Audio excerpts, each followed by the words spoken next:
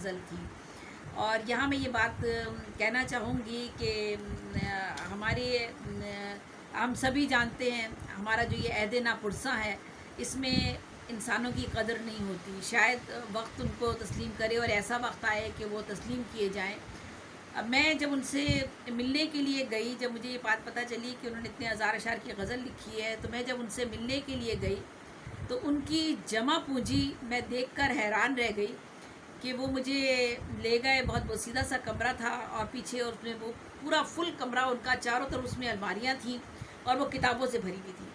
اور ان کی حالات اتنی بوسیدہ ہو چکی تھی کہ بعض میں دیمک لگ چکی تھی، بعض مٹی سے آلودہ ہو چکی تھی، اور انہوں نے ان کے اوپر چادریں ڈالی ہوئی تھیں اور الماریوں پہ وہ سب چادریں ہٹاتے جاتے تھے اور مجھے وہ اپنے کتابوں کا خزانہ اور خزینہ دکھاتے جاتے تھے.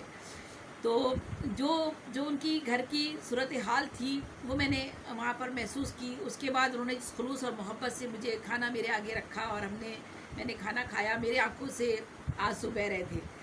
اور پھر میں نے ان کے بیٹے سے کہا بعد میں جب میری ملاقات ہوئی تو میں نے بیٹے سے ہی کہا کہ بیٹا آپ ابو کی اس کتاب کی، انہوں نے بتایا کہ میں نے اپنی ساری جمع پونجی اور ریٹائرمنٹ کے بعد مجھے ملی تھی اور میرے بچوں نے بھی جو میری مدد کی، میں نے اس سے میں اپنی یہ ضخیم جو انسائکلوپیڈیا کی شکل میں نے آپ کو بتایا 1700 صفحات کی وہ تھی، اور وہ اتنے بڑی تھی، وہ مطلب عام کتابوں کی نہیں تھی. ایک سے پیج پر 28 اشعار آتے تھے، تو سوچ لیجیے کتنی بڑی تھی وہ. کہہ رہے تھے میں نے یہ ساری جمع پونجی اس پہ لگا دی ہے زیبی صاحبہ، میرا خزانہ یہی ہے. اس کے بعد انہوں نے مجھے اپنی بے شمار کتب کے بارے میں بتایا جن کا میں نے اس میں لکھا ہے اپنے مضمون میں، جو انہوں نے اور اس کی مزید ان کے علاوہ لکھی تھی. پھر انہوں نے مجھے کہا کہ زیبی صاحبہ بس ناقدری زمانہ کا میں کیا گلہ کروں آپ سے، مجھے ہر بڑا شخص جانتا ہے، لیکن وہی بات ہے کہ نظر انداز کرتے ہیں. ہر شخص بڑا سے بڑا بھی مجھے جانتا ہے، مشاعروں میں کس طرح سے کیا صورتحال ہوتی ہے آپ کو پتہ ہے.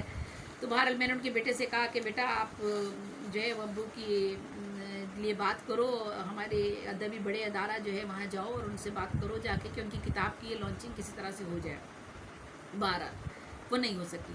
پھر بہرحال میری تو کیا بساط ہے، میں کیا کر سکتی ہوں. ہم نے پریس کلب ہمارا ہے کراچی پریس کلب ماشاءاللہ سے، اس میں نے زیب اسکار صاحب سے بات کی. ان کو میں بہت دعائیں دیتی ہوں. زیب اسکار صاحب نے میری بات کا مان رکھا اور انہوں نے کہا بالکل زیبی صاحبہ ہم ان کی کتاب کی لانچنگ کریں گے اور ان کے لیے پروگرام ہم کریں گے، اور فری آف کاسٹ زیب اسکار صاحب پروگرام کرتے ہیں. میرا پہلا ادبی کمیٹی نے پہلا پروگرام میرا کروایا تھا، اس کے بعد یہ تسلسل چل نکلا تھا اور پھر ان کی کتاب کی وہاں پر تقریب رونمائی ہوئی، جس کے کلپس جو ہیں جو کچھ اخبارات نے اس وقت لگائے تھے وہ آپ کو انٹرنیٹ پہ مل جائیں گے. تو بس یہ بات مجھے کہنی تھی یہاں تھوڑی سی، اور اس حوالے سے میں نے لکھا بھی بہت ہے، دل بھی دکھتا ہے، تکلیف